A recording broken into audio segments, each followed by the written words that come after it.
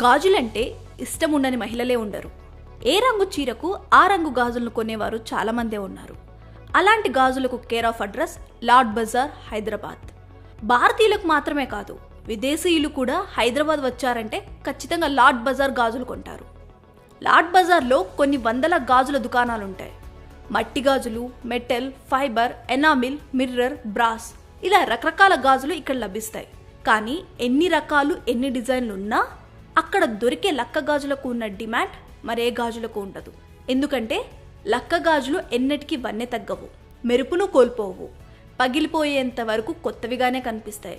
అందులోనూ ఇవి అంత ఖరీదైనవి కాదు, మంచి డిస్కౌంట్ ఆఫర్లు కూడా ఉంటాయి. చార్మినార్ వద్ద రంగురంగుల విద్యుత్ దీపాల వెలుగుల్లో ఈ గాజులు చూడముచ్చటగా కనిపిస్తాయి. అందుకే ఆడవారికి ఈ గాజులంటే అంత ఇష్టం.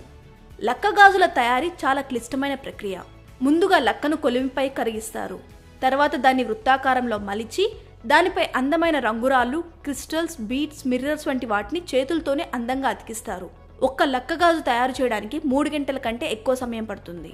వీటి ధర డిజైన్ను బట్టి 100 రూపాయల నుంచి 5,000 వరకు ఉంటుంది. ఈ కళ 500 ఏళ్ల క్రితం మొఘళ్ల కాలంలో ఉద్భవించిందని చరిత్రకారులు చెప్తారు. కుతుబ్ షాహీల కాలంలో రాజకుటుంబంలోని మహిళలు కూడా ఈ గాజులను ధరించేవారు. మహమ్మద్ కులీ కుతుబ్ షా తన ప్రియురాలైన భాగమతికి ఈ గాజులను కానుకగా ఇచ్చేవారట. స్వాతంత్ర సమరయోధురాలు సరోజిని నాయుడు కూడా ఇక్కడే గాజులను కొనేవారట.